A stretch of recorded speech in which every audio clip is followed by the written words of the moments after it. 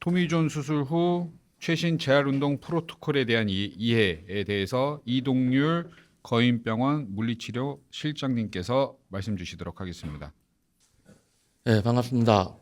이번에 토미존 수술 후 최신 재활 운동 프로토콜에 대해 발표하게 된 이동률입니다. 네, 현재 거인병원에서 물리치료실 실장으로 일하고 있고, 이렇게 강의를 하게 되어 영광이고, 이 자리를 주신 이제 대표 원장님께 감사드리겠습니다. 그러면 앞에 이제 원장님들이 워낙 강의를 잘 해주셨기 때문에 이번 강의는 좀 편하게 들어주시면 감사하겠습니다. 앞서 들으신 것처럼 토미존이라는 사람이 수술을 했는데 왜 이렇게 유명해졌냐 하면은 수술 후 13년간 164승을 달성하였습니다. 그때부터 이제 내측 측보인대 수술을 토미존이라고 이렇게 일반적으로 부르게 된 케이스가 되겠습니다. 메이저리그 투수들이 많이 수술을 합니다. 그 후에 성공 사례를 보게 되면은 2000년도에 존 스몰츠, 그다음에 2010년도에 제이콥 디그럼, 그다음에 스테판 스트라스버그들이 있고 2020년도에 저스틴 발랜드가 있습니다. 다들 아시겠지만 저스틴 발랜드는 1983년생입니다. 그리고 2020년도 9월에 수술하였고 2022년도 4월 복귀하여서 최고의 성적을 거둬서 이제 사회 영상을 받았습니다. 그리고 아직까지 던지고 있습니다. 프로야구 이제 대표적 수술로 성공 선수들을 보게 됩니다. 그러면 처음에는 오승환 선수입니다. 다들 아시겠지만 이 오승환 선수도 좀 어린 나이에 2001년 만 18세 단국대학교 1학년 때 수술을 하였습니다. 특이점으로는 그진 이제 4년간 재활을 거친 후 2005년에 프로에 입단하게 된 재활 기간을 충분히 확보한 케이스로 유명합니다. 재활 기간에는 이제 투구의 릴리스, 안정성, 하체, 코어 강화를 위주로 운동을 하였고 다들 아시듯이 전환의 힘을 아주 많이 키운 선수로 유명합니다. 특히 악력이 일반 투수들에 비해 한 20에서 30% 정도 더 강하다고 합니다. 프로 입단 후 중간 개투 마무리를 맞으면서 한밀 500 세이브 이상을 세워서 이제 쭉 경기를 하다가 작년에 20년 동안 계속 던지다가 작년에 은퇴식을 하였습니다. 그다음에 아주 유명하죠. 유현진 선수입니다. 아시겠지만 내측 축빈대 수술을 2번 시행하였습니다. 처음에도 유현진 선수는 10대 고등학교 3학년 때 수술을 시행하였습니다. 수술하고 나서 1년을 쉬고 2006년에 이제 하나에 입단하여 KBO 신인왕 그리고 MVP를 동시 수상하였습니다. 그 후 메이저리그로 넘어가서 이제 화려한 커리어를 보냈고 18년 동안 계속 그 이제 팔꿈치를 사용하다가 2020년 두 번째 수술을 시행하게 됩니다. 그리고 2022년 8월 복귀하여서 약 한 22개월간 재활에 투자를 하고 현재 아직까지 던지고 있고 올해 2경기 나와서 1승 11이닝 2.45 준수한 방어율을 가지고 있습니다. 하지만 나이도 있고 이제 두 번째 수술 후에는 한 10kg 정도 이제 구속이 감소한 것을 알 수가 있습니다. 요즘 가장 핫한 오타니입니다. 이 선수 역시 토미존 수술을 시행하였고 나이는 만 24세 때 첫 번째 수술을 시행하였습니다. 2017년도부터 이제 통증을 느끼기 시작했고 2018년도 메이저리그 들어가서 수술을 시행하고 2021년도 완전한 복귀를 이루었습니다. 그리고 2022년도 15승을 거두고 2023년도에는 10승까지 던지고 나서 다시 재수술을 시행하게 됩니다.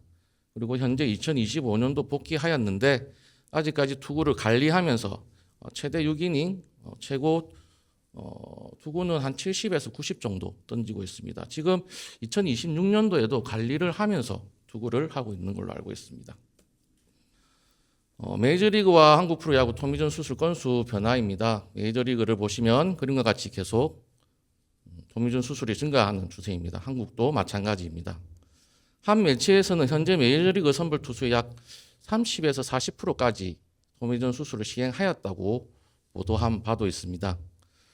보시는 그림과 같이 2010년에 급격히 토미존 수술이 증가하는데 가장 큰 이유로는 이제 구속의 증가가 있습니다.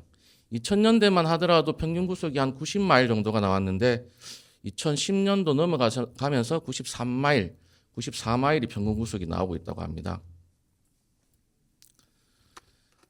그리고 이에 주목해야 할 게 젊은 나이에 빠르게 이제 투수를 이제 젊은 나이에 투구 구속을 많이 올리는 경향이 많다고 합니다. 그래서 메이저리그 이제 신인들이 보통 94마일, 95마일 평균 구속을 던지면서 토미존 수술하는 나이대가 점점 내려갔다고 합니다. 전에 이제 원장님께서 설명해준 닐 알라트르제 이제 의사가 2024년에 이제 50년 토미존 수술 50년을 맞이해서 인터뷰한 내용인데 속도의 함정이라고 수술 기술은 계속 발전했지만 인간의 해부학적 구조는 변하지 않았다.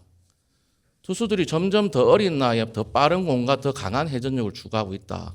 하지만 내측 축부 인대는 견딜 수 있는 물리적 한계는 명확하다. 구속을 따라잡기 위해 인대 자체를 더 강하게 만들 수는 없다라고 하였고, 그리고 특이점으로 유소년 선수들에 대해서 설명을 하였는데, 유소년기의 과도한 사용으로 인해서 이제 점점 더 수술 건수가 늘어나고 나이대가 줄어든다고 하였습니다.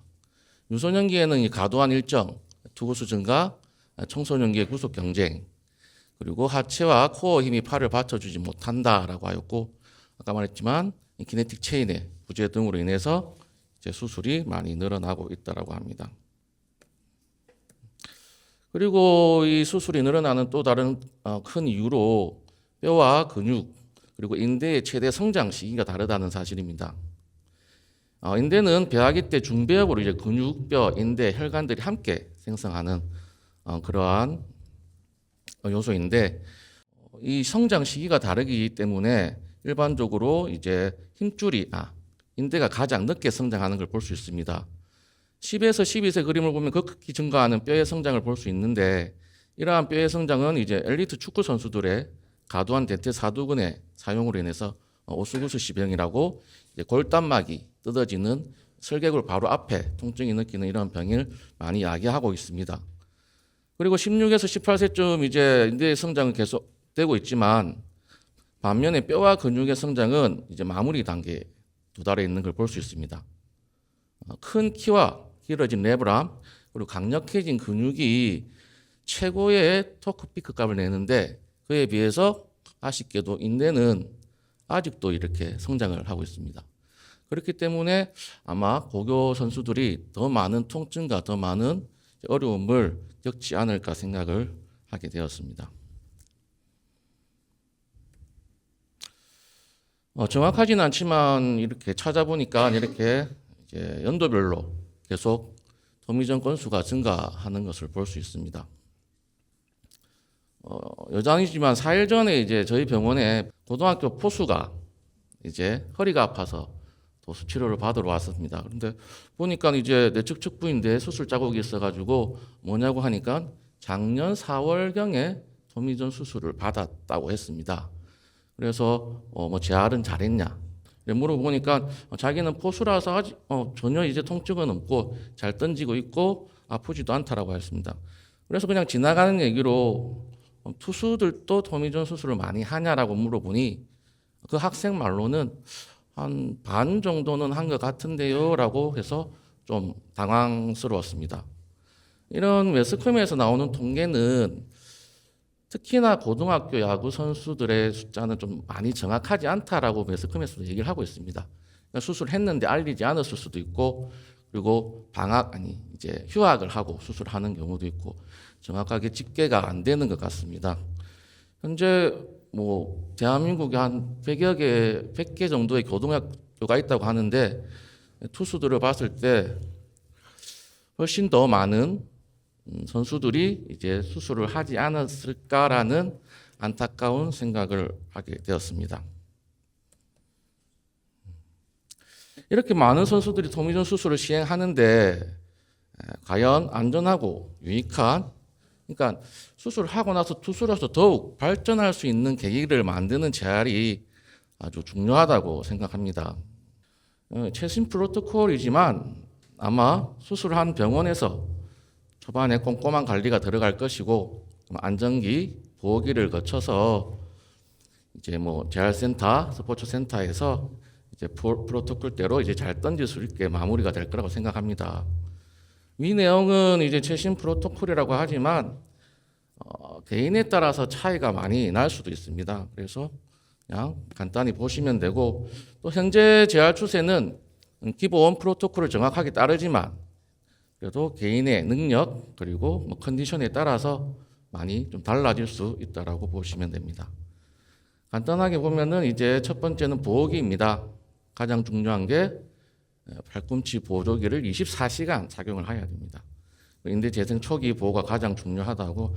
하지만은 이렇게 보호한다 하더라도 이렇게 그립, 그다음에 해내, 그다음에 뭐 익스텐션, 손목 운동 등은 꾸준히 하시면 됩니다. 아까 앞에서 이제 원장님들이 얘기하셨듯이 뭐 코어 운동이나 아니면 하체 운동이나 뭐 밸런스 운동은 계속해서 꾸준히 연결해야 가야 될 것 같습니다.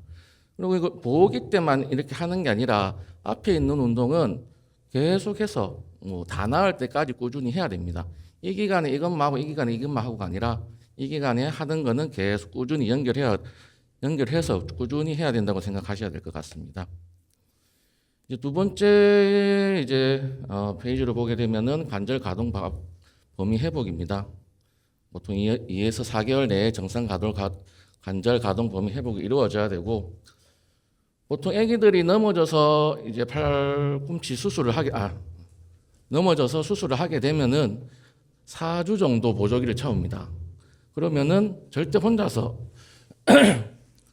펼 수가 없습니다. 굽힐 수도 없고 엄청 아파하고 주변의 연부 조직들이 엄청 단단하게 굳어 있는 걸 알 수 있습니다. 그래서 병원에서 이제 글라스톤을 이용하든 이제 마사지를 이용하든 천천히 그래 통증을 좀 덜 느끼게 하면서 이렇게 연부 조직을 부드럽게 한 상태에서 관절 가동 범위 운동을 시행하게 됩니다. 이때도 계속해서 다른 운동은 하셔도 됩니다. 가장 중요한 것은 외반 스트레스를 줄여주는 거기 때문에 거기에 대해서만 포커스를 가지고 있으면 될 것 같습니다. 이제 세 번째 단계로는 이제 근력 강화입니다. 밴드 운동, 외전, 내전, 그리고 그림과 같이 손목에 내전 운동을 많이 해주셔야 됩니다. 왜냐하면은 다들 아시겠지만 그립과 내전이 이게 내측 측부인대 쪽으로 이제 기시를 하게 됩니다. 오리진을 하게 됩니다.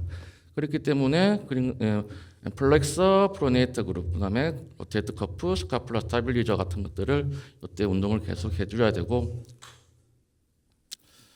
코어 운동과 이제 셀라투스 아까 말씀해 주셨지만은 전거근 운동 등을 같이 시행해야 됩니다. 그다음에 네 번째는 이제 파워를 올리는 단계가 되겠습니다. 천천히 통증이 없는 상황에서 진행하고 이제 플라이오메트릭이라고 순간적으로 빠르게 힘을 내고 반사 능력을 키우는 운동도 하고, 밑에처럼 이제 메디신 볼 던지기, 이제 무게에 따라서 던지고 회전 코어에 대해서도 안정성을 높입니다. 그리고 슬링을 이용해 가지고 이제 불안정한 바닥을 이제 다이나믹 스타빌리저로 해 가지고 이제 어깨를 안정성을 높이게 됩니다. 그리고 5단계는 이제 캐치볼 시작입니다. 인터벌 슬로잉 프로그램이라고 아주 섬세하고 엄격하게 진행되어야 됩니다. 할 때마다 거리, 몇 미터 던졌나, 몇 개 던졌나, 어떻게 세게 던졌나, 약하게 던졌나 정확하게 기재하면서 시행을 해야 합니다. 그리고 내측 팔꿈치에 통증이 생기면은 당연히 바로 중단을 해야 하고 코치나 이제 전문의 상담이 필요로 하겠습니다. 그 다음에 마지막 이제 리턴 투 플레이입니다. 롱토스하고 그다음에 볼펜에서 20개, 30개, 40개 조금씩 증가시킵니다. 주 2에서 3회 정도 하고 통증이 있을 경우 또는 통증이 0 또는 매우 경미할 때만 이어갑니다. 변화교 던지기는 이제 순서는 체인지업, 슬라이드 커브, 그다음에 스플린터 등으로 이렇게 이루어지는데, 이유가 이제 외반 스트레스가 작은 변화구부터 천천히 증가하여야 합니다. 복귀 기준은 당연히 통증이 없어야 되고 반대쪽과 근력 대칭이 10% 이하야 되고 80%에서 90% 이제 강력하게 투구 후 무증상이 나타나고 메커니즘이 안정성이 뒷받침되어야 이제 복귀를 할 수가 있습니다. 최신 트렌드는 아까도 계속 얘기 들었겠지만 이제 키네틱 체인 그리고 견갑 안정성, 하지, 몸통, 어깨, 팔꿈치, 주먹으로 내려가는 이런 체인이 중요하고 그다음에 견갑의 안정성, 코어 하체가 있습니다. 그리고 속도보다는 부하 관리, 투구수 관리가 철저히 이루어져야 되고 회복 시간도 철저히 관리가 돼야 됩니다.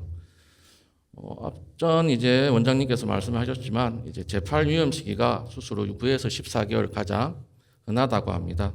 가장 이후로는 이제 좀 안 아프고 잘 던질 수 있게 되니까는 구속이 상승되고 경기도 더 많이 나가고 피로가 누적되면서 재팔 위기가 나타날 수 있습니다. 이거는 유명한 선수들이죠. 토미존 수술 후 재활 인터뷰입니다. 발랜드는 재활은 강하게 한다. 그리고 복귀는 절대 서두르지 않는다.